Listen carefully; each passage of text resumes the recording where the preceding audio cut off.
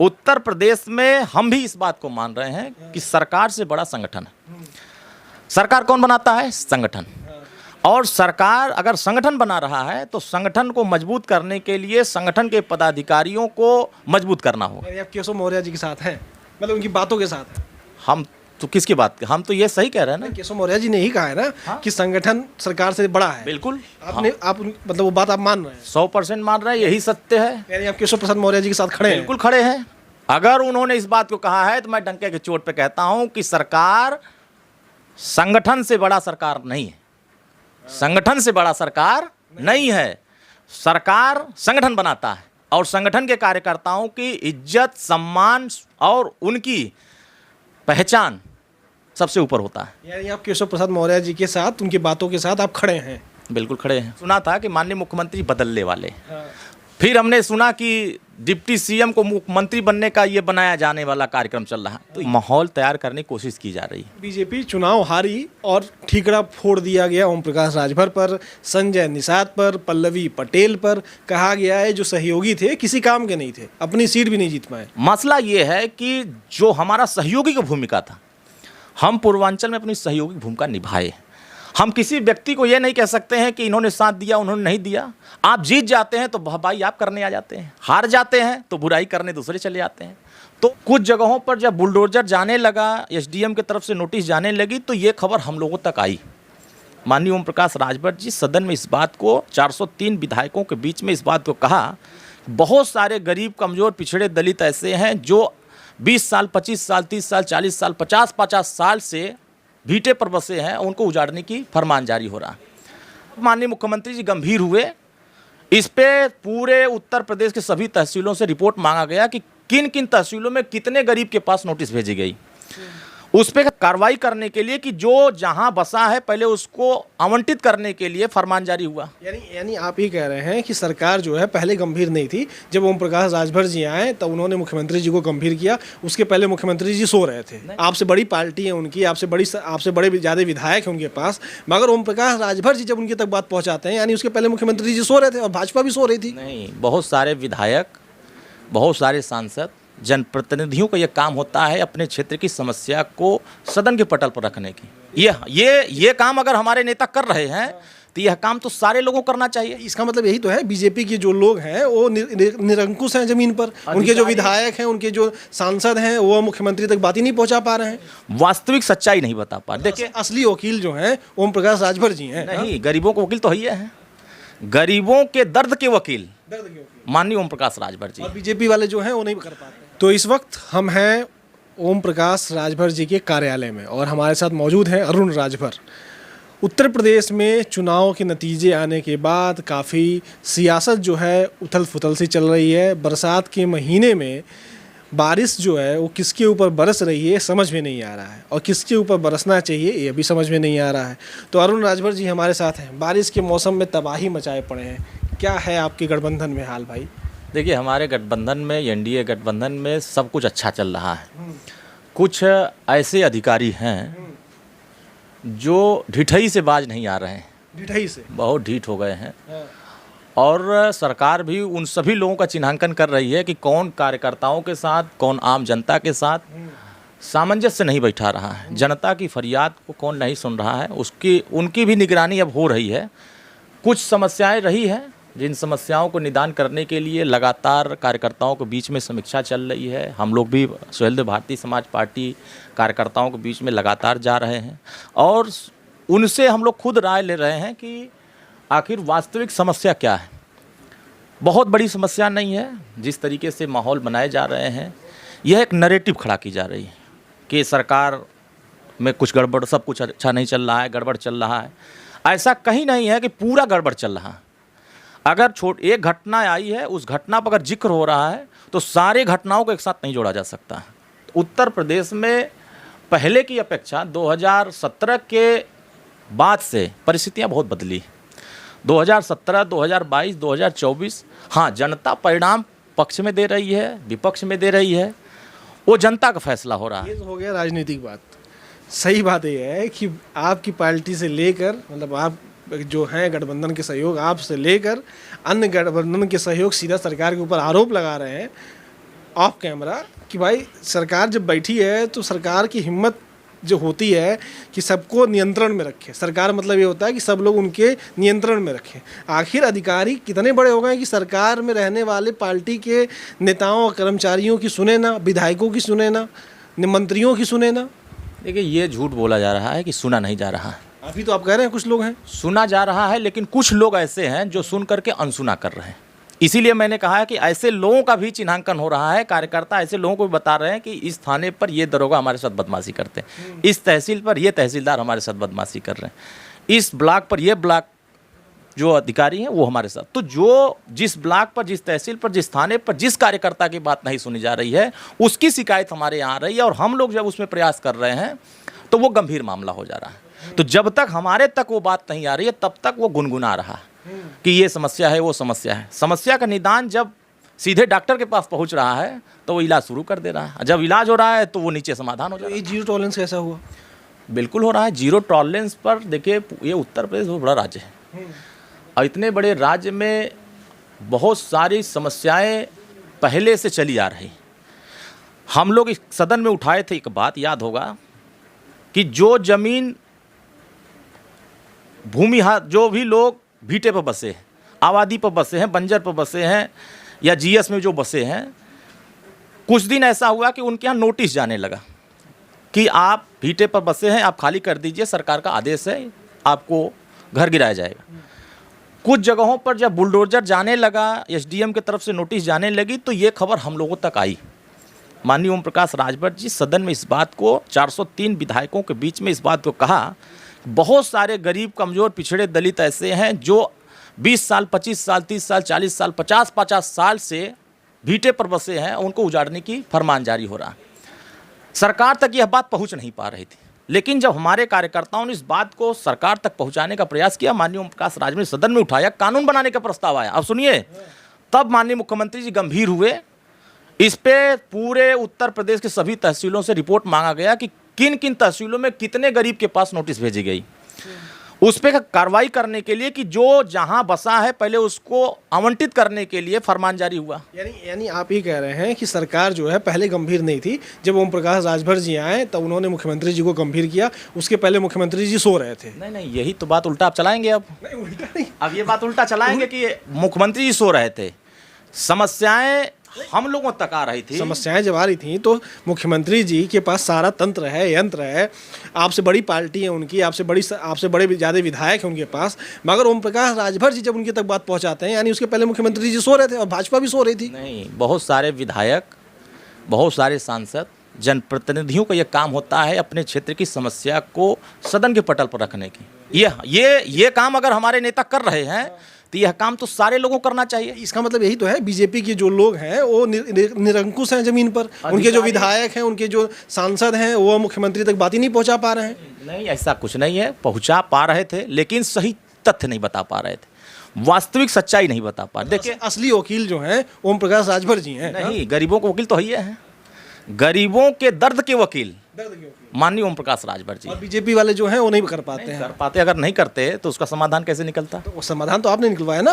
अगर ये बीमारी हमारे पकड़ में आई, यानी आप अच्छे हैं। ये डॉक्टर माननीय मुख्यमंत्री जी हैं, हम लोग वकील हैं, और डॉक्टर वो है। डॉक्टर नहीं होता, ये जज होता है, फिर या वकील होगा या जज होगा। तो भाई, या तो आप जज समझ, वकील समझ लीजिए, या तो जज समझ लीजिए। माननीय मुख्यमंत्री जज हैं, हम लोग वकील हैं, अब आप डॉक्टर मत समझिए। अगर हमने वकालत किया तो हमारे जज साहब ने फैसला सुनाया, जज साहब ने फैसला सुनाया, लेकिन जज साहब के जो सरकारी वकील थे वो सोए हुए थे। नहीं, सोए हुए नहीं थे, वो वहाँ तक बात पहुँचा नहीं पा रहे थे। पहुँचाने की बात है कि वो अपनी चिट्ठी लिख रहे थे, उसको गंभीरता से समझ नहीं पा रहे थे। यानी मुख्यमंत्री जी उनको गंभीर लेते नहीं हैं, समझ नहीं पा रहे थे जो चीज़ ज़मीन पर समझनी चाहिए। आज गाँव में बरसात का सीजन चल रहा है, ठीक, गाँव में बहुत सारे ऐसे गाँव हैं जहाँ पानी जमा हो जा रहा है। हम चिट्ठी लिख रहे थे बरसात से पहले कि यहाँ गांव में पानी जम जाता है या नाली की सफाई नहीं हुई, ठीक, ये हमारी समस्या तो है नहीं। उस क्षेत्र के जनप्रतिनिधि इस बात को अगर सदन के पटल पर या सदन में इस बात को उठाते कि हमारे क्षेत्र में पानी विभिन्न गांवों में जम जाता है या नाली बनाना अति आवश्यक है, तो मुझे लगता है सरकार इस पर बजट दे करके बनवाती। बहुत सारे ऐसे जनप्रतिनिधि जिनको जनता की समस्याओं से कोई लेना देना है ही नहीं, और हम लोग जब जाते हैं तो नाली की समस्या आ जाती है, सीवर की समस्या आ जाती है, खड़ंजा आ जाती है, इंटरलॉकिंग आ जाती है। और तो सारी गलतियां तो आप अधिकारी पे थोप दे रहे हैं। आप कह रहे हैं अधिकारी अगर सुन लेते, अधिकारी अगर ऐसे क्या कर रहे हैं, अधिकारी अगर इस पे काम करते तो सरकार तो पैसा दे रही है, ये अधिकारी लोग कर क्यों नहीं रहे? तो जनप्रतिनिधि करा भी तो नहीं पा रहे हैं। ये तो हम लोग समीक्षा कर रहे हैं, इसीलिए तो हम समीक्षा कर रहे हैं कि आखिर हो क्यों नहीं रहा है। और आप सवाल उठाते हैं कि सरकार में बैठे हुए अधिकारी काम नहीं कर रहे हैं, जनप्रतिनिधि सुना नहीं पा रहे हैं, और उल्टा वो जनप्रतिनिधि ट्विटर पे लिखते हैं कि ओम प्रकाश राजभर जी के आने की वजह से हमारी सीट कम हो गई। नहीं, कौन लिखता है? कई सारे लोग ट्विटर पे लिखे हैं, बीजेपी के लोग। का राय हो सकता है। आज के राजनीति में हम जिसके भी साथ रहे हैं, हमारा मूल मतदाता राजभर समाज, जहां हमने खड़ा किया वो उनके साथ खड़ा दिखाई दिया। अगर उनको आंकड़ा न मालूम हो, जो भी ऐसा व्यक्ति होगा जिनको आंकड़ा न मालूम हो, वो हमसे संपर्क कर लेगा। एक एक बूथ का आंकड़ा हम उनको दे देंगे कि किन बूथ पर हमारी बाहुल्यता है, किन बूथ पर आपको वोट हम लोगों ने दिलाया, ठीक। और उनकी भी हम समीक्षा कर लेंगे कि आप जिस बूथ पर रहे हैं, आपकी बूथ पर हमको कितना वोट आप लोगों ने, सच्चाई पता चल जाएगी। देखिए, व्यक्तिगत किसी की मामला हो, व्यक्तिगत विशेष पर हम नहीं चर्चा करते हैं। लड़ाई यह है कि हम सामूहिक रूप से लड़ रहे हैं। हम एनडीए एक परिवार के रूप में काम कर रहे हैं। जनता के बीच में हम लोग जनता की समस्या एक साथ निदान करने की बात कर रहे हैं। लेकिन कुछ लोग ऐसे मानसिकता के हैं, जो पुरानी सरकारों की मानसिकता बनी है कि नहीं, हम कसम खा ली हैं कि हम सुनबे नहीं करेंगे, तो वो इस तरह से सोच सकते हैं, बोल सकते हैं। लेकिन हमारा ये राय नहीं है। हमारी राय है, पहले की अपेक्षा उत्तर प्रदेश की सरकार में बदलाव हुए हैं, उत्तर प्रदेश सरकार में काम हुए हैं।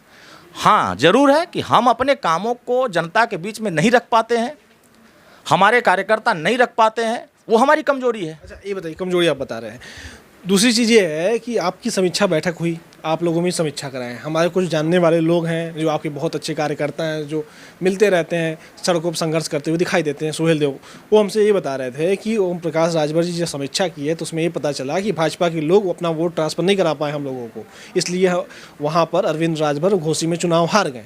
4 लाख वोट मिला है, कौन दिया है? तो भाजपा का वोट है। नहीं, 4 लाख वोट हमने क्या क्या, हमारा कार्यक्रम सामूहिक चल रहा है। नहीं, आप हमें ये बताएं। हम एनडीए परिवार के लोग हैं, ठीक। जो नहीं दिया है, जो दिया है, ठीक। 4 लाख परिवार अगर हमें वोट दिया है। आपकी समीक्षा में क्या निकला? चुनाव क्यों हारे? समीक्षा में यह है कि विरोधियों ने झूठ खूब बोला। विरोधियों ने झूठ बोला, झूठ और लालच, ये खूब प्रहार किया है। आप क्यों नहीं कर पाए? हम नहीं कर पाए। हम अपनी योजना गिनाते रह गए कि हमने 10 साल में, अगर योजना से लाभ मिला होता तो वोट मिलता ना। आप मानते हैं कि नहीं मानते हैं? अगर योजना से लाभ नहीं मिला होता तो आज करोड़ों परिवार को आवास नहीं दिखाई देता, करोड़ों परिवार के घर के सामने शौचालय नहीं दिखाई देता। लेकिन वो करोड़ों परिवार में बहुत सारे बड़े पैमाने पे लोग ऐसे हैं जो कहते हैं कि हमको अगर घर मिला है तो उसमें घूस भी हम दिए हैं, खुल के कहते हैं। नहीं, देखिए, वो आपको भी पता होगा। नहीं, वो घूस दिए होंगे तो वो क्यों दिए?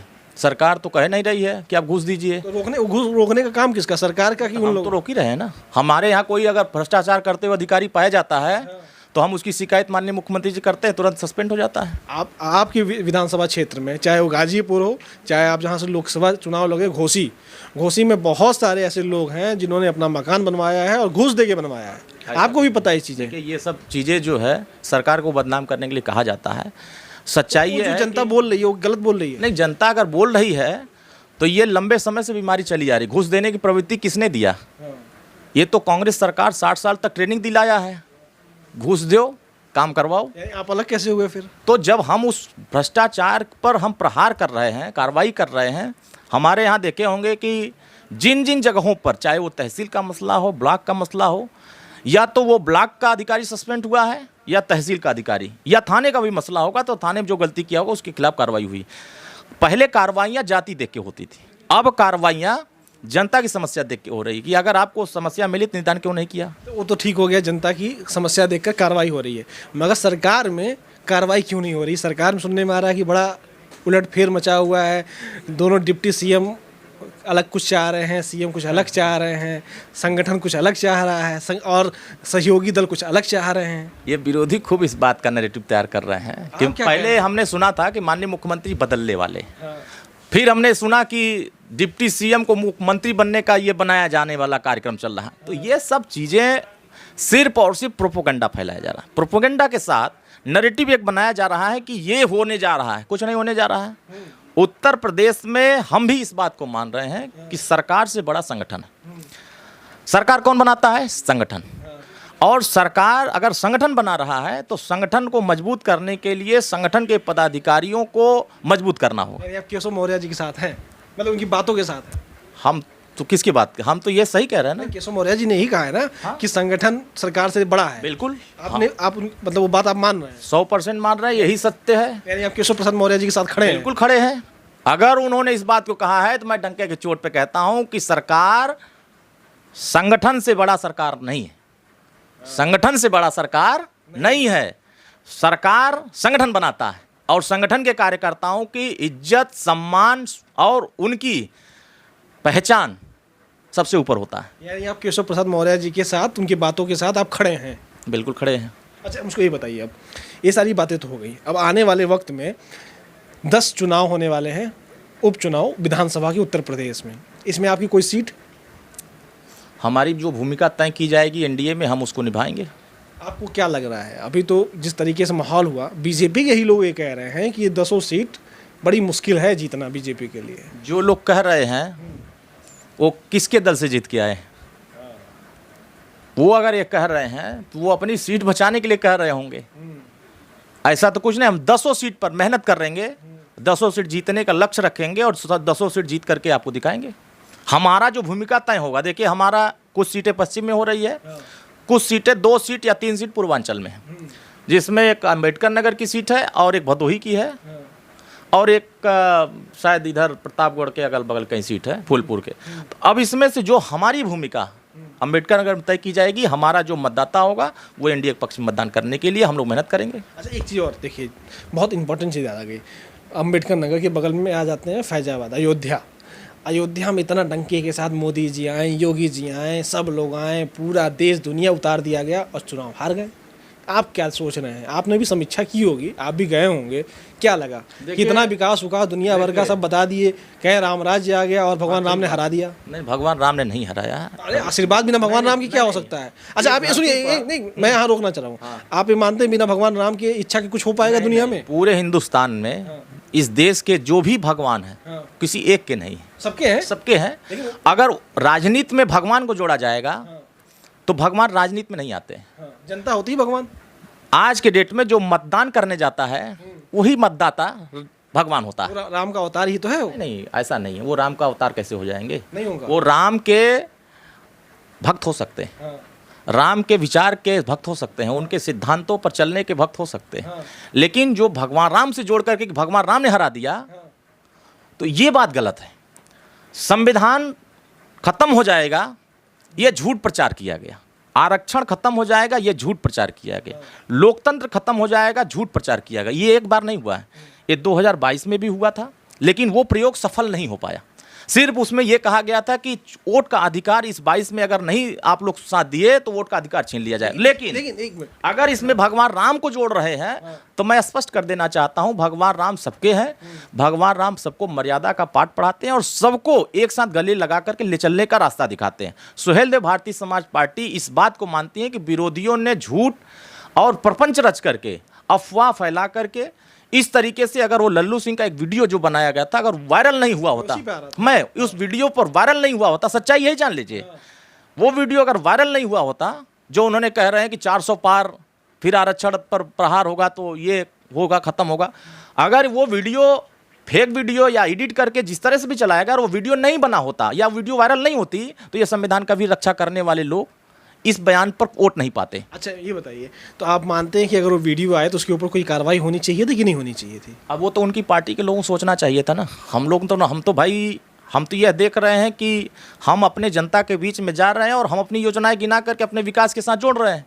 सुहेलदेव भारतीय समाज पार्टी और माननीय ओम प्रकाश राजभर जी देश प्रदेश में उनके दल के नेता क्या बोल रहे हैं, क्या नहीं बोल रहे हैं, वो उनका विषय होगा, उनके नेता तय करेंगे। लेकिन बीजेपी चुनाव हारी और ठीकरा फोड़ दिया गया ओम प्रकाश राजभर पर, संजय निषाद पर, पल्लवी पटेल पर। कहा गया है जो सहयोगी थे किसी काम के नहीं थे, अपनी सीट भी नहीं जीत पाए। नहीं, ये बात गलत है। किसी ने किसी पर ठिकरा नहीं फोड़ा है। नहीं, बीजेपी के लोगों ने कहा, बीजेपी के लोगों ने सोशल मीडिया पे लिख कर कहा। नहीं, ऐसा कुछ नहीं है।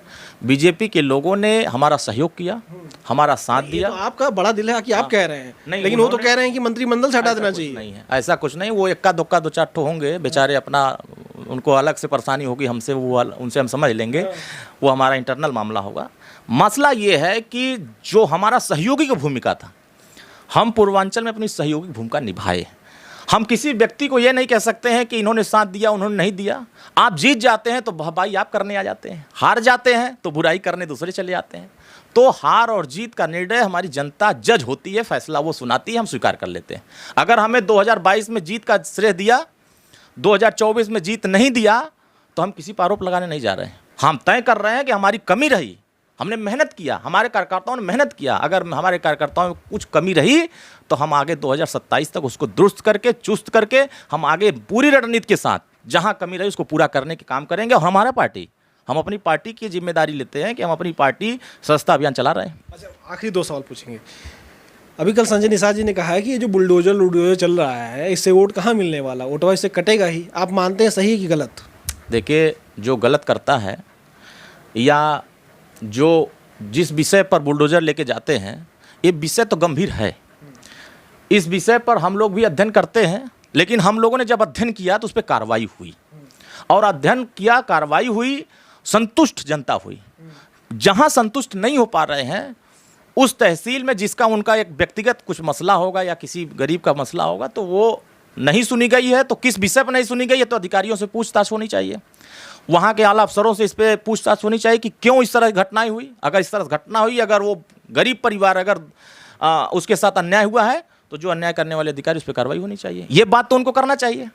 लेकिन सुहेल देव भारतीय समाज पार्टी ये मानती है कि गरीब के साथ कोई अन्याय करता है तो सरकार को उसके ऊपर कार्रवाई करनी चाहिए। अच्छा, आखिरी सवाल ये बताइए मुझे कि यह जो अभी चुनाव होने के बाद रणनीति आई है, सामने सब कुछ आया है, और जिस तरीके से बैठकों पे बैठक चल रही है, मुख्यमंत्री जी, लोग कह रहे हैं, बीजेपी के कुछ लोग जो ऑफ कैमरा बात कर रहे हैं कि मुख्यमंत्री जी के ऊपर ठीकरा फोड़ने की कोशिश की जा रही है, और दोनों डिप्टी सीएम के साथ और जो सहयोगी दल हैं वो एक साथ बने हुए हैं, वो सब चाह रहे हैं कि मुख्यमंत्री जी किसी तरीके से हट जाए। ये नैरेटिव बनाया जा रही, तो कह रहे हैं कि एक माहौल तैयार करने की कोशिश की जा रही है। एक बार आपने देखा होगा कि 100 विधायक धरने पर बैठने की भी खबर चलाई गई थी कि 100 विधायक मुख्यमंत्री जी के खिलाफ धरने पर बैठ रहे हैं, इनको हटाने की मांग कर रहे हैं। क्या हुआ? कुछ हुआ? कुछ नहीं हुआ। सबको बुला लिया गया अगले दिन बैठक में बुलाया, स्पष्ट हो गया कि आखिर इस बात की चर्चा क्यों हो रही थी। सारे लोगों ने कहा माननीय मुख्यमंत्री के साथ है। इसी तरीके से ये माहौल तैयार करने की कोशिश की जा रही है कि सरकार में सब कुछ अच्छा नहीं चल रहा है, सब कुछ अच्छा चल रहा है, सारी चीज़ें एकदम पारदर्शिता के साथ हो रही है। आप क्यों कहेंगे गलत चल रहा है? भाई हम कहेंगे गलत चल रहा है। आप क्यों कहेंगे? नहीं, हम क्यों नहीं कहेंगे? अगर जो गलत होगी वो चीज़ तो हम कह रहे हैं ना गलत हो रही है। क्या हमने नहीं कहा कि जब आवास गिराए जा रहे थे, बीटे की ज़मीन पर घर बने थे, उसको गिराया जा रहा था, हमने कहा गलत? फिर हमने कार्रवाई कराया कि नहीं कराया? तहसील पर किसी गांव में किसी पैमाइश का मसला है, अगर उसकी पैमाइश के लिए हमने नोटिस दिया, अगर वो पैमाइश नहीं हो रही, कोई दबंग अगर कब्जा कर रहा है, अगर उस पर कार्रवाई नहीं, तो हमने बोला।